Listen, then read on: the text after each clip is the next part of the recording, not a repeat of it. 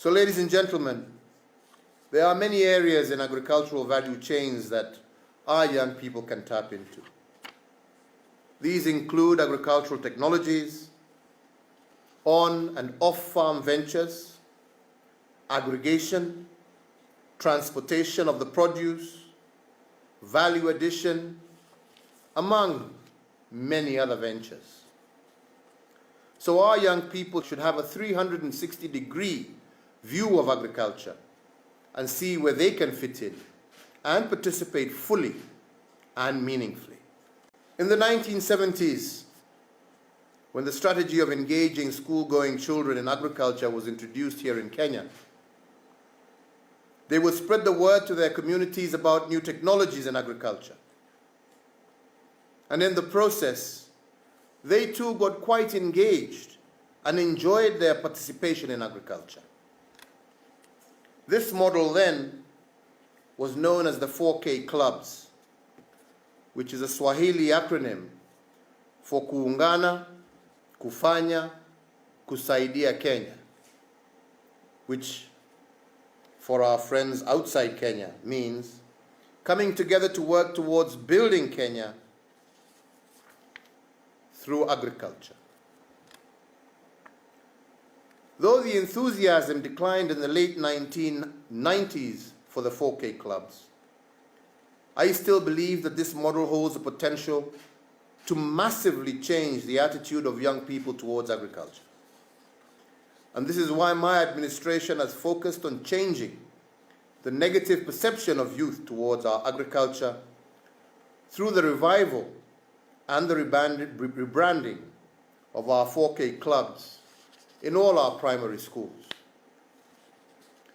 With about 31,218 primary schools and some 10,000 primary school-going children, the 4K clubs, I believe, are an invaluable platform for getting children knowledge, but also getting them excited about agriculture.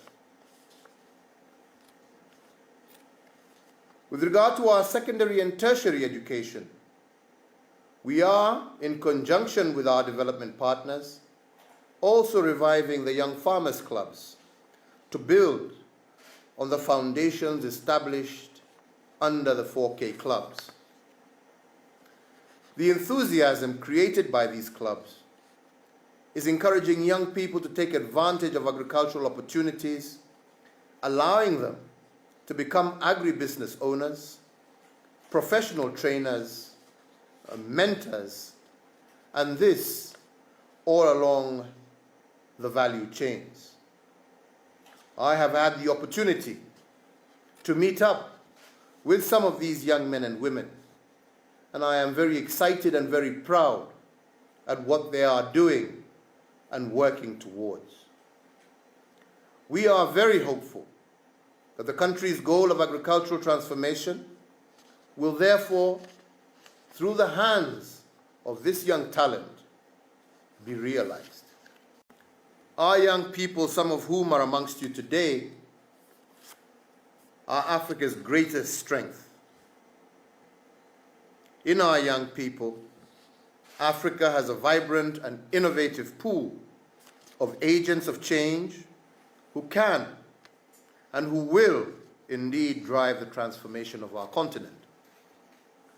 The sons and daughters of Africa are reaching out for a new future in which their individual and their collective contribution will transform not only our continent, but the world. At this Youth Town Hall, our focus today is increasing the participation of our youth in agriculture. And it is important that at this stage we note that the youth unemployment rate of about 20% remains a huge crisis across the African continent. A continent where our young people account for almost 60% of our total population. This reality, however, is in sharp contrast to the average age of the African farmer, which currently stands at 60 years here in Kenya.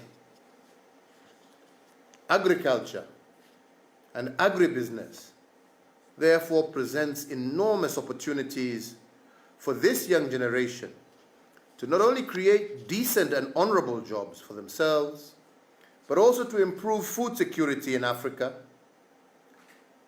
However, what remains conspicuous in most of our nations is the very low participation of the younger generation in the agricultural sector.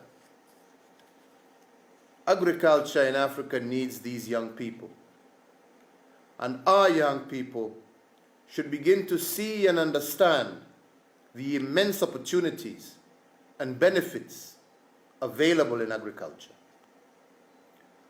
Today is an opportunity for the youth participating in this conversation to enlighten us on what would inspire them and their peers to participate more in this sector.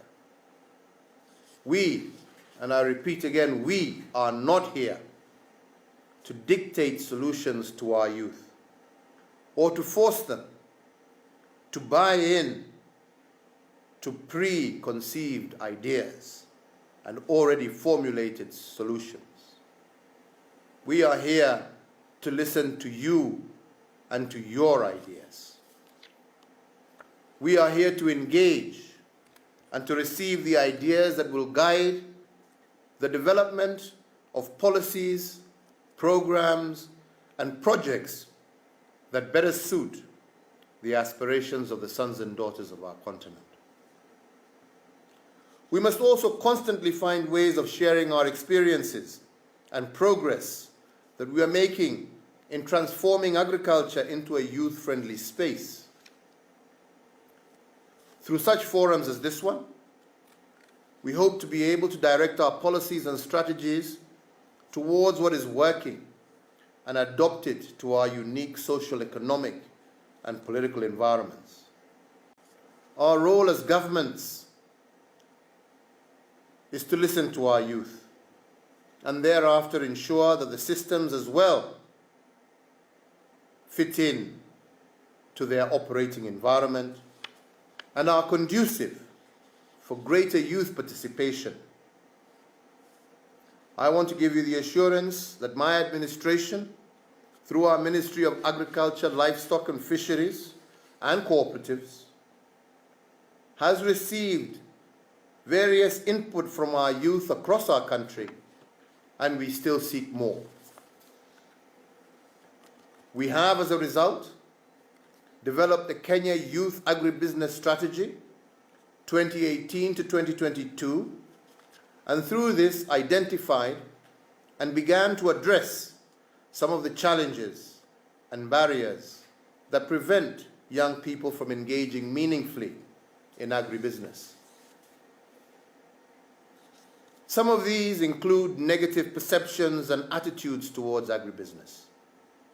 Others are limited access to financial services, inadequate skills, knowledge and information, limited access to land for agribusiness, limited access to markets, limited value addition, inadequate policies to support youth in agripreneurship, climate change, environmental management, and other cross-cutting issues. The Africa Green Revolution Forum is indeed playing a very key role in the food systems and agricultural transformation on our continent. And indeed, it is very notable that the forum in the past has successfully converged key stakeholders from all over Africa and across the globe to discuss pertinent issues around agriculture and food security.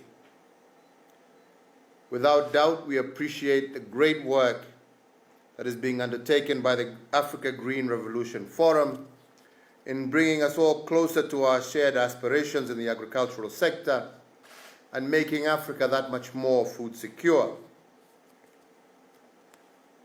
I would be adverse if I did not note the immense gratitude, the emphasis on policies and the role that these policies play in boosting productivity in agriculture and enterprises also in agriculture and the agricultural food chain. So this event comes at a time when the whole continent, and indeed the world at large, is battling COVID-19, a unique pandemic that has thrown, in one way, the gains of many decades across all our social economic sectors into total disarray. But however, some of us believe that all is not lost,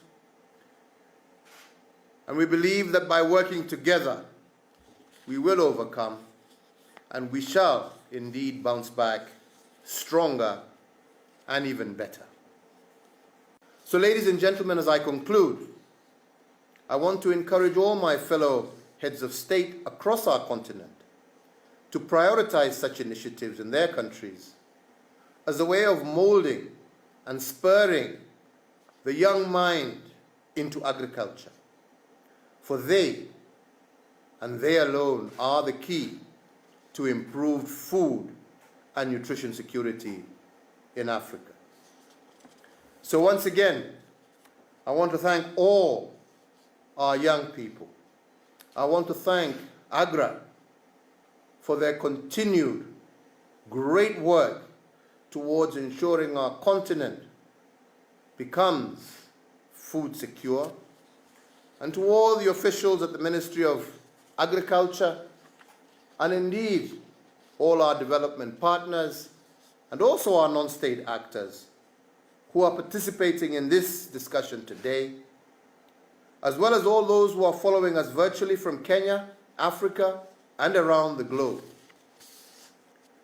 I thank them for their continued leadership on youth empowerment and a youth-inclusive food system that will transform our continent.